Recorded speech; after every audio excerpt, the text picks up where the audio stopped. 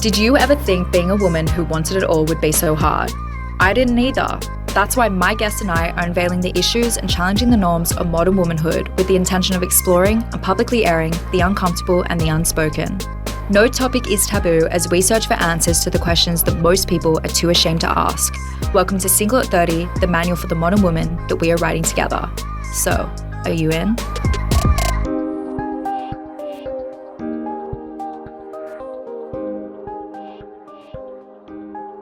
So I recently, well, not so recently, but a while back now, but it's stuck with me since, read a quote by comedian Ricky Gervais, which said, "The best advice I've ever received is no one else knows what they're doing either." This definitely hit home, but I can't help but think people under 30 know even less about what they're doing than the rest of us.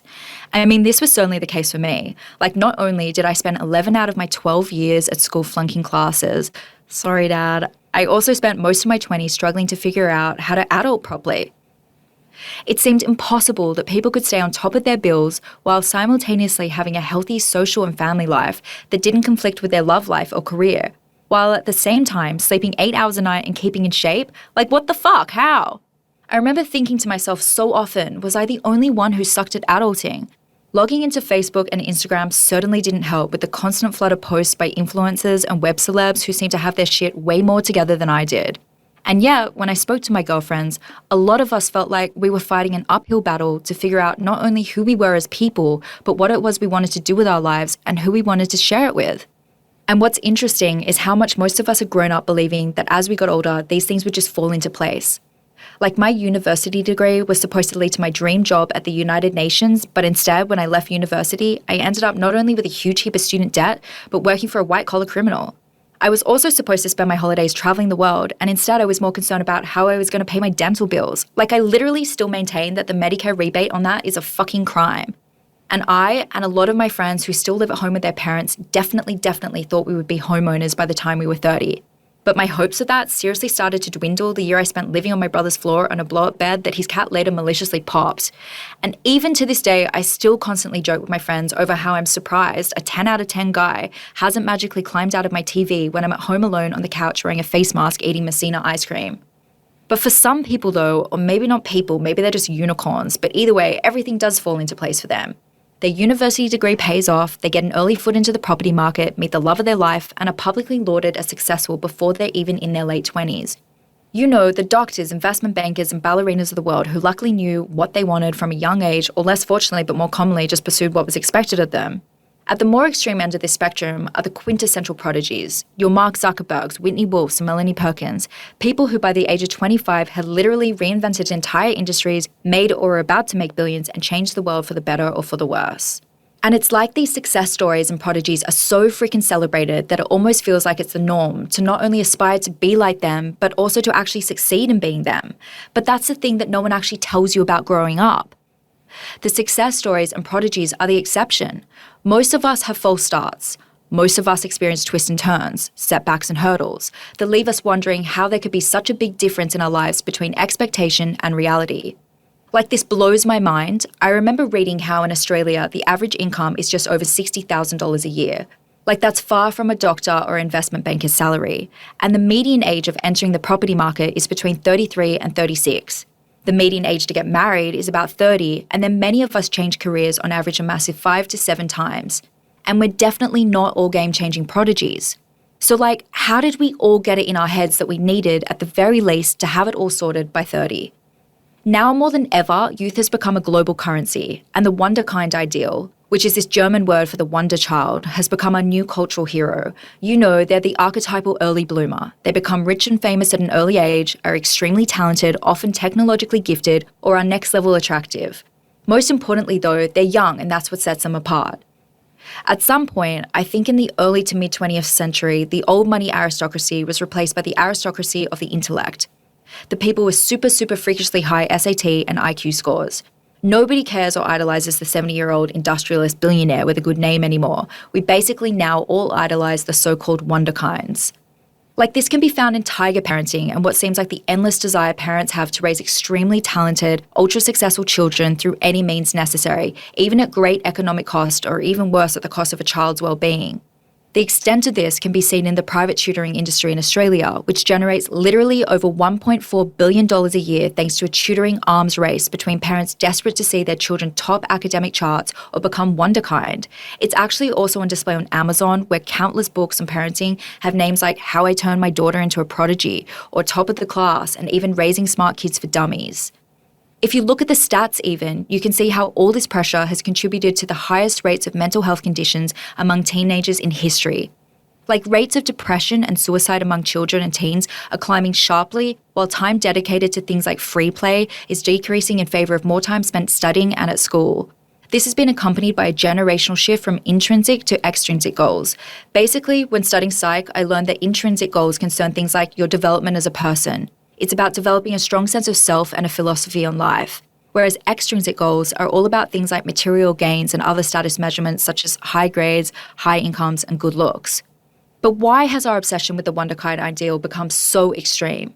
I think about this all the time. Like, even Forbes, what used to be the home of old money, now issues a Forbes 30 under 30 list every year. In 2014, even Time magazine went further and began an annual list of the most influential teens. And for women, I seriously believe in many ways it's worse. Like, why do we as women feel pressure to have everything figured out so early on in life? I recently watched a series of SK2 videos which highlighted the degree to which women feel pressured into having it all sorted at a young age. In the videos, they basically explain how at a woman's birth, two timelines are created. One representing traditional societal expectations to do with things like education, marriage, and family, and the other a woman's own personal aspirations. The videos essentially expose how there is now what is I guess you could call a new generation of women writing their own rules and choosing their own timing, not limited by age. And basically, watching these videos, I think there are about 4 or 6 of them which go for about 4 to 6 minutes, and you should definitely watch them.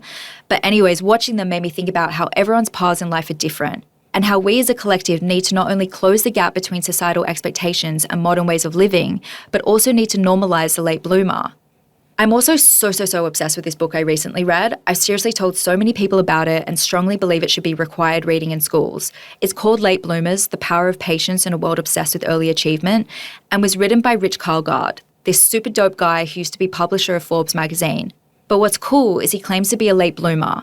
This resonated with me because I too consider myself to be a late bloomer, and it gave me comfort as well because he went on to work for one of the best publications in history. But anyways, according to Rich Karlgaard, a late bloomer is a person who fulfills their potential later than expected and often have talents that aren't visible to others initially.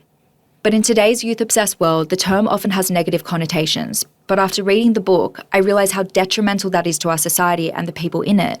In fact, I don't think late bloomers are really late at all. It's literally society that places these freaking unrealistic expectations on young people. Just thinking about it makes me so mad.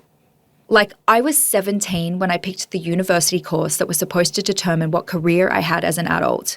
When you think about it, like properly think about it, how can someone that young with zero real-world experience realistically know what they want to do next year, let alone for the rest of their life? People in their 20s, like I've discussed in a previous app, are equally at risk of choosing the wrong life partner with so little life experience. Like, think about how high divorce rates are among young people. And this is because not only does wisdom take time to develop, so do our brains. Between 18 and 25, most people's brains are not fully adult, but rather in what some researchers call a volatile post-adolescence. What this means is their prefrontal cortexes, which is responsible for higher order brain functioning, which is basically anything involving planning, reasoning, problem solving, and what we might call emotional maturity, are still way off full development. This is super concerning considering we're expected to make some of our most pivotal life decisions before the age of 18 and have everything sorted by the age of 30. Learning that biologically my brain wasn't fully formed until recently made me feel a lot better about having spent the majority of my 20s struggling to adult. And what's interesting is that some researchers are now even controversially calling for a super adolescent period, where entry into a too often mundane workforce is delayed in favour of activities that are not only both stimulating and challenging for the brain, but also maintain its plasticity and leave you in a better position in the long term.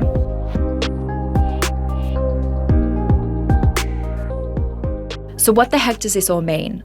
Obviously, I'm not advocating for young people to sit on their asses and do nothing with their lives, but rather it might be better to take a year or two off after school to not only explore the world, yourself and your passions, but to avoid the potential pitfalls of 9-to-5 culture, which can not only, as most of us know from personal experience, majorly destroy individuality, but suppress brain plasticity and development, leaving you less prepared to tackle dynamic problems later in life.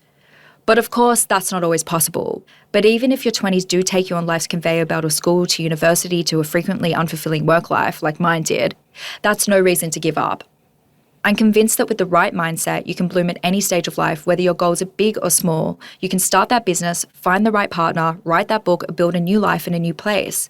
Basically, I strongly believe there really is no such thing as an expiry date on achieving your dreams. Like, just look at J.K. Rowling, for example, who up until 33 was a struggling single mother before the publication of Harry Potter made her billions. Or there's Amal Clooney and Cameron Diaz, who found love at 39 and 42. Even famed designer Vera Wang got engaged at 39 and started her business at 40, while Anna Wintour was fired at her first job at Harper's Bazaar at 26, only to become editor-in-chief of Vogue at the age of 39. But the examples don't only come from the world of celebrities and tycoons either. There are countless other women I've either heard of or know personally who have founded small businesses, moved into more fulfilling professions and careers, or found love and started families later in life too. I'm one of them and proud of it. As Rich Karlgaard even explored in Late Bloomers, those of us who thrive later in life have a few advantages over those who find success earlier. Like, to name a few, although the book lists way more, which is why you should still definitely read it, we are wiser and have less emotional reactivity. As someone who was highly emotionally reactive in their 20s, I can definitely speak to this. Even Deepak Chopra said, mature workers are less impulsive, less reactive, more creative, and more centered. This lets us face the obstacles and hurdles that will naturally pop up when making big changes in our lives more easily. We can fail forward, which is one of my fave ever terms I learned when studying coaching, and basically means making sure our mistakes and failures lead to growth and future success rather than us impulsively throwing in the towel. Late bloomers also tend to have more internal motivation. They know what they want and usually pursue careers or businesses that are more authentically aligned with who they are. This is so important because few people succeed in doing something they hate, and our ability to follow through on both big and detail-orientated tasks is directly correlated with how much these tasks inspire us. For instance, when I worked in the corporate world, I literally often found myself watching the clock or daydreaming about napping, whereas I'm always excited to get into the studio or interview inspiring modern women now. We're also usually adept generalists, which basically means rather than experts in any one field, we tend to achieve late blooming success by combining different skills and life experiences to create something powerful. Like in my case, I always knew I wanted to combine my creative side with my desire to help people. I just didn't know what the heck that looked like. I needed my 20s, regardless of how traumatic they often were, to gain academic, corporate, entrepreneurial, and general life experience, unaware that together they would later serve me in not only founding, but relating to this community of modern women. All this actually makes me think of an amazing book I recently read by Carol Dweck called Mindset, The New Psychology of Success, which tells us that we should never have a fixed mindset that assumes our character, intelligence, or creative ability are static or that it doesn't change in any meaningful way. The problem with modern society is it makes people believe from a very young age, myself included, that their abilities are fixed. This is actually also true for early bloomers who are equally at risk of developing a fixed mindset about how they achieve their early success. The truth is that although the past can be a helpful tool in evaluating the future, it doesn't actually always predict the future and doesn't take into account people's ability to grow and evolve. What we need is what Carol calls a growth mindset, which thrives on challenge and views failure not as evidence of innate unintelligence or a lack of talent, but as a jumping board for growth and stretching our existing talents. So basically, to sum up, this is what I believe no one fucking tells you about growing up. You don't need to have it all figured out in your 20s. Not many people do. You can use those years for pure exploration. It's kind of like this quite unique, almost twilight-like period, and embracing it can leave you in a great place to bloom later in life. You don't need to be the wonder child. Instead of forcing yourself into someone else's mold, it's so essential to not put so much pressure on yourself that you neglect to enjoy the process of discovering your own unique purpose in life. I myself have literally fallen victim to this countless times.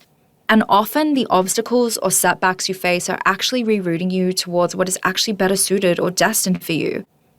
And despite popular opinion, everyone has natural born gifts. I mean, things like character, experience, empathy, wisdom, and tenacity, and a host of other great qualities are equally as important as your SAT, HSC, or IQ scores. There's literally no expiry date on blooming, and you should never throw in the towel. You can launch a new career at 39 or find love at 50. You can even rebloom several times over the course of your life. We need to fuck off these fixed mindsets that don't allow for the possibility of self-development and improvement and instead adopt growth mindsets that are positive and forward-looking. If we can actually all do that, not only will we lead happier, healthier lives, but society as a whole will be way better for it.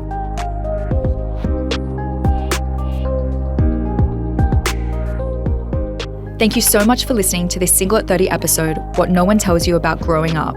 If you have a question that you want answered or even an episode idea, DM me on Instagram at single_at_30 or join the Single at 30 closed Facebook group to become part of the community where together with other like-minded modern women, we publicly air the uncomfortable and the unspoken. As always, no topic is taboo as we search for answers to the questions most people are too ashamed to ask. This is Single at 30, the manual for the modern woman that we are writing together.